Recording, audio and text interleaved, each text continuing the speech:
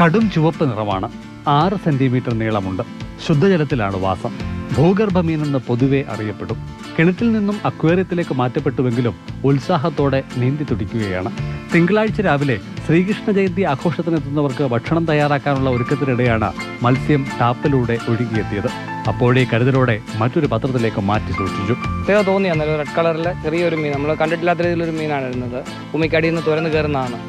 അപ്പോൾ ശുദ്ധജലത്തിൽ മാത്രമേ അത് വളരൂ അപ്പോൾ എന്ന് പറഞ്ഞപ്പോൾ അവർ പറഞ്ഞാൽ അതിന് ഫുഡ് വെള്ളം കൊടുക്കുകയും ചെയ്യരുത്, ആ വെള്ളം സൂക്ഷിക്കുക, അവർ അടുത്ത ദിവസം വന്ന് കളക്ട് ചെയ്തോളാം എന്ന് പറഞ്ഞു. വിവരമറിയിച്ചതനുസരിച്ച് ഫിഷറീസ് വകുപ്പ് ജീവനക്കാരെത്തി മീനിനെ ഏറ്റെടുത്തു. ഹൊറാഗ്ലാനിസ് ജനുസിൽപ്പെട്ട ഭൂഗർഭ മത്സ്യമാണിതെന്നാണ് കണക്കാക്കുന്നത്. ഭൂമിയുടെ ഉള്ളറകളിലാണ് വാസം. കൗതുകം നിറയ്ക്കുന്ന മീനിനെ കിട്ടിയ വിവരം ഫിഷറീസ് വകുപ്പ് സംസ്ഥാന തലത്തിൽ അറിയിച്ചിട്ടുണ്ട്. മത്സ്യവൈവിധ്യ പഠന സംരക്ഷണ മേഖലയിൽ നിന്നുള്ള വിദ്യാഭ്യാസ സ്ഥാപനങ്ങൾ സമീപിച്ചാൽ കൈമാറുമെന്നാണ് വകുപ്പ് അധികൃതർ വ്യക്തമാക്കുന്നത്. അടുത്തിടെ മല്ലപ്പള്ളി, തിരുവല്ല എന്നിവിടങ്ങളിൽ നിന്നും ഭൂഗർഭ മത്സ്യങ്ങളെ കണ്ടെത്തിയിരുന്നു. മാതൃഭൂമി ന്യൂസ്, പത്തനംതിട്ട. അഭിലാലുണ്ട്. അഭിലാലെ, ഇതൊരു കാണാൻ നല്ല ചുവപ്പ് കളറൊക്കെ അല്ലേ, വല്ലാത്തൊരു കൗതുകമുണ്ട്. ഈ ഭൂഗർഭ തറകൾക്കുള്ളിൽ മീനുണ്ടോ എന്നും നമുക്ക് കൗതുകം തോന്നും. എന്താണ് ഇതിൻ്റെ കുട്ടൻ? നല്ല ഭംഗിയാണ്, കൗതുകം നിറയ്ക്കുന്ന രൂപമുണ്ട്. അലങ്കാര മത്സ്യങ്ങളിൽ ചിലതിൻ്റേതിന് സമാനമായ നിറവുമാണ്. വെട്ടൂർ ആയിരവില്ലൻ ക്ഷേത്രത്തിൻ്റെ കിണർ എന്നുള്ളത് വർഷാവർഷം തേകി ഉറയ്ക്കുന്നതാണ്.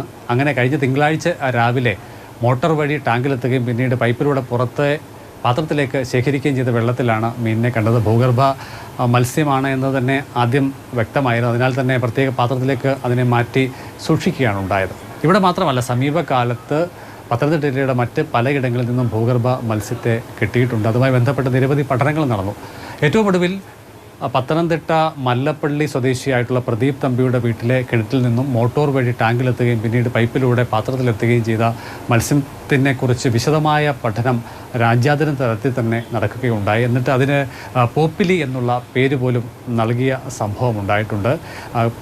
ആലപ്പുഴ ജില്ലയുടെ കിഴക്കൻ മേഖലയിലും അതോടൊപ്പം തന്നെ പത്തനംതിട്ട ജില്ലയുടെ പടിഞ്ഞാറൻ മേഖലയിലെ സാധാരണക്കാരായിട്ടുള്ള ആളുകളുടെ പ്രത്യേക താല്പര്യത്തിൻ്റെ അടിസ്ഥാനത്തിൽ കണ്ടെത്തപ്പെട്ട മത്സ്യം എന്നുള്ള തരത്തിലാണ് ഇതിന് പോപ്പിലി എന്നുള്ള പേര് പോലും വന്നു ചേർന്നത്. അങ്ങനെ രാജ്യാന്തര തലത്തിൽ പോലും ശ്രദ്ധയെ ആകർഷിക്കുന്ന തരത്തിൽ പോയ വർഷം വിവിധ ഇടങ്ങളിൽ കണ്ടെത്തിയ 50 മത്സ്യങ്ങളിൽ എടുത്തു പറയത്തക്ക ഒന്നായി മല്ലപ്പള്ളിയിൽ നിന്നും കണ്ടെത്തിയ ആ ഭൂഗർഭ മത്സ്യം മാറുകയും ചെയ്തിട്ടുണ്ട്. ഇതുമായി ബന്ധപ്പെട്ട് തുടർ നടപടി എന്നുള്ളത് അവർ പറയുന്നത് പഠന ഗവേഷണവുമായി ബന്ധപ്പെട്ട് സർവകലാശാലകളോ വിദ്യാഭ്യാസ സ്ഥാപനങ്ങളോ ഒക്കെ തന്നെ സഹായിച്ചാൽ അവർക്ക് ഇതിനെ കൈമാറാം എന്നുള്ളതാണ് ഫിഷറീസ് വകുപ്പ് വ്യക്തമാക്കുന്നത്.